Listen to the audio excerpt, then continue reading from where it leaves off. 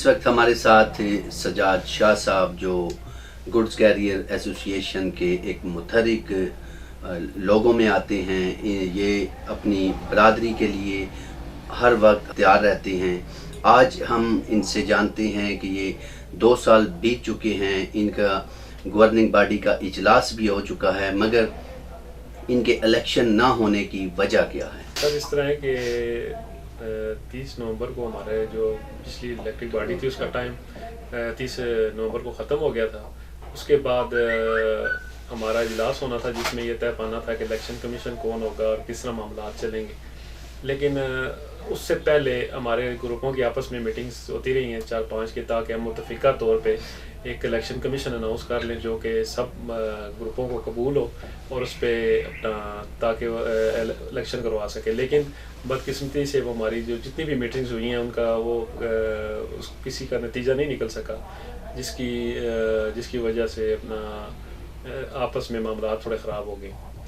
शाह जी, ये बताइएगा कि रावलपिंडी गुड्स फॉरवर्डिंग एसोसिएशन जो नाम आपने रखा है, जी, ये तो Rawalpindi goods carrier association registered है, सही।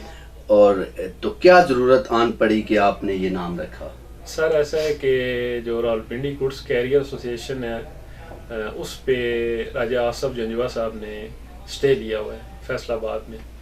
तो हमारी जो मुशावरत हुई थी, हम ये चाह रहे थे कि उसका फ़ैसला होता है 6 महीने होता है, 8 महीने होता है, जब भी होता है, तो हमें उस बहस में या उस मामलात में नहीं पड़ना चाहिए। हमें ये चाहिए कि इसलिए हमने दूसरा एक नाम रख के ताकि इससे हम अपने मामलात चलाएंगे और जब उसका कोई फ़ैसला होता है किस तरफ जाती है फिर देख लेंगे कि हमें उसमें जाना है या इसी में रहना। तो इसका स्टे हुआ है 2005 से, रावलपिंडी फॉरवर्डिंग ख़त्म हो चुकी है। जी। इसके राजा आसफ जंजवा सदर थे और इसके बाद रावलपिंडी गुड्स एसोसिएशन रजिस्टर्ड सदर राजा आसफ जंजवा ही हैं। सही। तो इसका नाम किस कानून के तहत इस्तेमाल किया जा रहा है? सर, ये काफ़ी अरसे से राजा साहब ने इस पर स्टे लिया हुआ है, राजा आसफ साहब ने। और उसके और एक और बड़े मज़े की बात है कि स्टे भी राजा साहब ने लिया है और राजा साहब ने पिछले दोनों इलेक्शनों में, एक जनरल इलेक्शन हुए थे और एक ज़िमनी इलेक्शन हुए थे, हमारे सदर जो राजा जफ़र साहब अल्लाह उनको जन्नत में जगह दे, वो फौत हो गए थे। तो ज़िमनी इलेक्शन हुए थे जिसमें मैंने भी हिस्सा लिया था। उन दोनों इलेक्शनों में राजा आसफ साहब ने वोट भी कास्ट किए और स्टे भी लिया हुआ है। अब ये बात हमारी समझ से बाहर है कि राजा साहब स्टे भी ले रहे हैं, वोट भी डाल रहे हैं। वोट डालने का मतलब ये होता है कि मैं इसको तस्लीम करता हूँ, ठीक है ना, तभी वोट डालते हैं। राजा साहब ने वोट भी डाली है और उधर से स्टे भी लिया हुआ है और अभी तक उसका कोई मतलब वो हवा में ही है ना। वो दूसरे ग्रुप जो है मियाँ साहब का, जो शकील कुरैशी साहब का ग्रुप है, उन्होंने कोई दगोदो की है तो बकौल उनके के बिल्कुल नज़दीक लगे हुए हैं, जो जल्दी फैसला हो जाएगा, लेकिन टाइम लिमिट हम नहीं बता सकते कि कब तक हो जाए। शाह जी, ये बताइएगा कि रावलपिंडी गुड्स कैरियर एसोसिएशन जो नाम रखा गया है, इसको कितना टाइम हुआ और आपने अपनी बरादरी की फलाह के लिए क्या कुछ किया? सर, ये तो इसका नाम तो हमने जब मैं इलेक्शन लड़ा था तो उसके बाद से इसका नाम हमने रखा था, क्योंकि मामलात आपको पता है इलेक्शन के बाद रोज़ाना एक दरख्वास्त आ जाती थी, जी कभी ये स्टे हुआ, जी ये क्यों किया, वो स्टे हुआ, वो क्या किया। हमने ये किया कि हमारे जो सदर थे शकील कुरैशी साहब, तो मैं और मंजूर कुरैशी साहब इलेक्शन हार गए थे, आपको पता है कि कुरैशी साहब बने थे सदर। तो हमने उनके साथ मिल के उनके जो भी इज्तिमाई मामलात थे हम उनके साथ रहे हैं।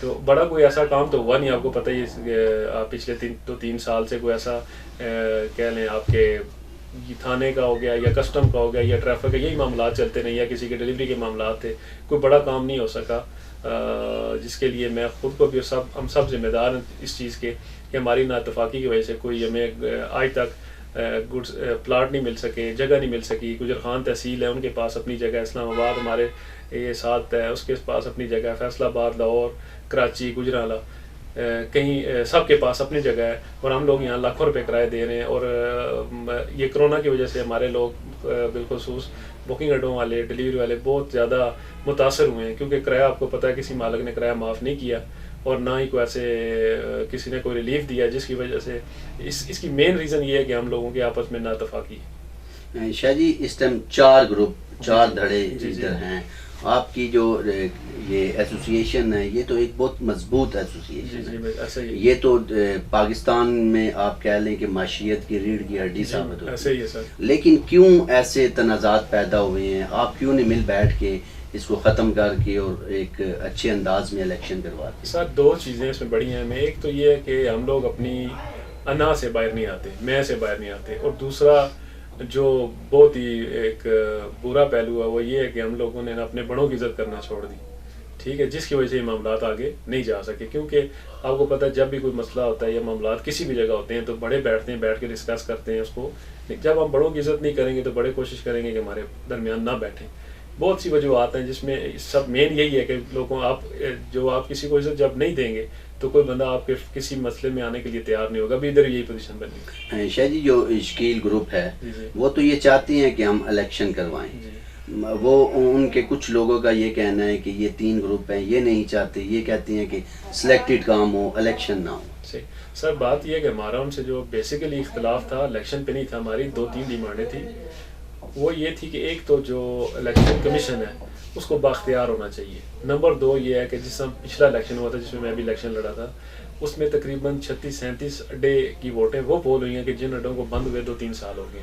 वो हम ये चाहते थे कि उनकी सिक्योरिटी होनी चाहिए, जेन्युइन अड्डे होने चाहिए, एक बंदा सब ग्रुपों से रख लें ताकि जाके सब अड्डों पे जाके चेक कर ले कि कौन सा अड्डा प्रैक्टिकली काम कर रहा है, फिजिकली काम कर रहा है, हम उसको इंटर करें। दूसरा ये है कि आप एक इलेक्शन कमीशन को बनाएं जो कि पूरी बरादरी से वोट लेके आए, और उसके साथ मेरी राय ये थी कि चारों ग्रुपों में से एक मेंबर साथ ले लें और वो मिल के उसकी तरतीब बनाएं और उसके ऊपर काम करें। और दूसरा ये था हमारा मेन कि हम ये चाहते थे कि सब लोगों को इस हक होना चाहिए इलेक्शन में पार्टिसिपेट करने का, जबकि उनकी तरफ से ये था कि वो कह रहे थे कि जिन लोगों ने चंदे बकाया किए हैं, जिनके मामलात हैं, उनको वोट से दूर रखा जाए। हम इस चीज़ की थोड़ी इसकी अगेंस्ट थे कि हम कहते हैं कि बरादरी के हर बंदे को, चाहे वो, क्योंकि आपको पता है कोरोना की वजह से लोगों के हालात बहुत ज़्यादा नुकसानात हुए हैं, लोगों का काम ही नहीं था। खासतौर कश्मीर साइड पे तो 3-4 महीने ट्रांसपोर्ट बिल्कुल बंद रही है, तो लोगों के पास ऐसे सिस्टम था कि अपना चंदा देने के लिए भी पैसे नहीं थे। तो हमें वो हमारे भाई हैं, अगर हम उनको साथ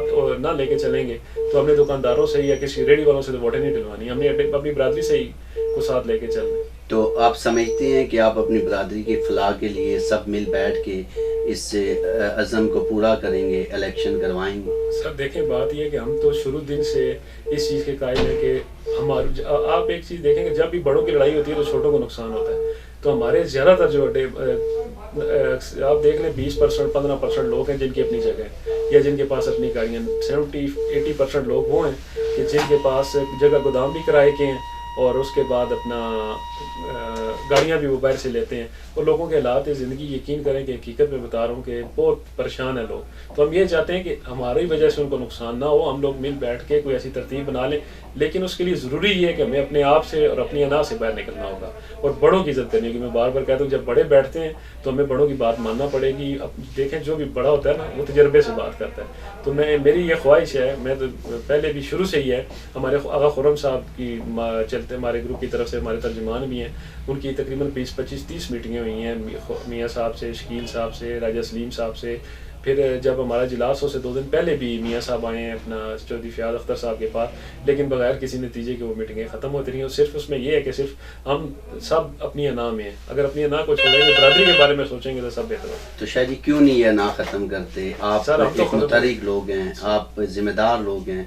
आप जब ये अना ख़त्म करेंगे तो नीचे जो आपके छोटे तबके के बरादरी के लोग हैं उन्हें भी फ़ायदा होगा। सर मैंने आपसे पहले भी अर्ज़ किया है कि हमने हमारा यही मौक़िफ़ था शुरू दिन से कि मियाँ साहब ने मुझे भी कहा था कि यार मैं इलेक्शन कमीशन बनना चाहता हूँ। हमने कहा जी हमें आप पे एतराज़ नहीं है, लेकिन जो आप तरीक़ाकार कह रहे हैं हमें उस पर एतराज़। हम ये कहते हैं, आपसे पहले हाजी काला साहब इलेक्शन कमीशन, वो तकरीबन पिछले 5-6 इलेक्शन वो करवा चुके हैं। हम ये चाहते थे कि यार वो बुज़ुर्ग, हमारी इस गुड्स ट्रांसपोर्ट बरादरी के वो सबसे एजड बंदे हैं, बुज़ुर्ग आदमी हैं।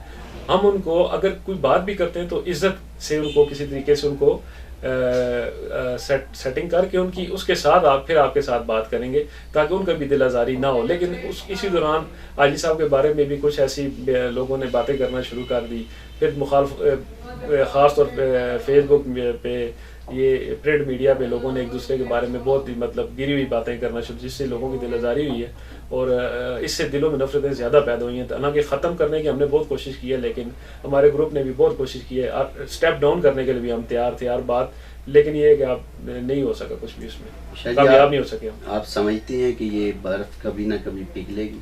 सर मेरी तो ख्वाहिश है, लेकिन जो भी हालात नज़र आ रहे हैं ना उसमें इतनी जल्दी नहीं पिघलेगी। मैं पैगाम देना चाहूँगा कि देखें, डायलॉग के दरवाजे कभी भी बंद नहीं होते। हम अभी भी, कोई अल्लाह माफ़ करे, हमने किसी का कत्ल नहीं किया, कोई मुखालफत नहीं है, सब हम भाई हैं, बेटी भाई हैं, हम एक दूसरे का इज़्ज़त एहतराम करते हैं सब एक दूसरे का।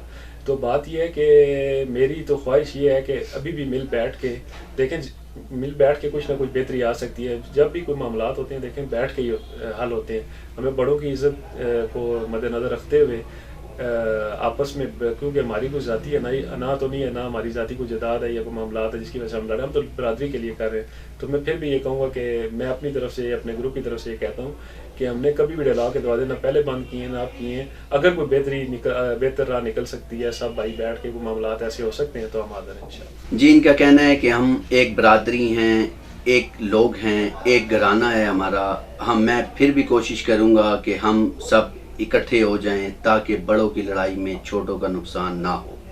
कैमरामैन आबद कियानी के साथ तनवीर अवान, AFB न्यूज़, रावलपिंडी।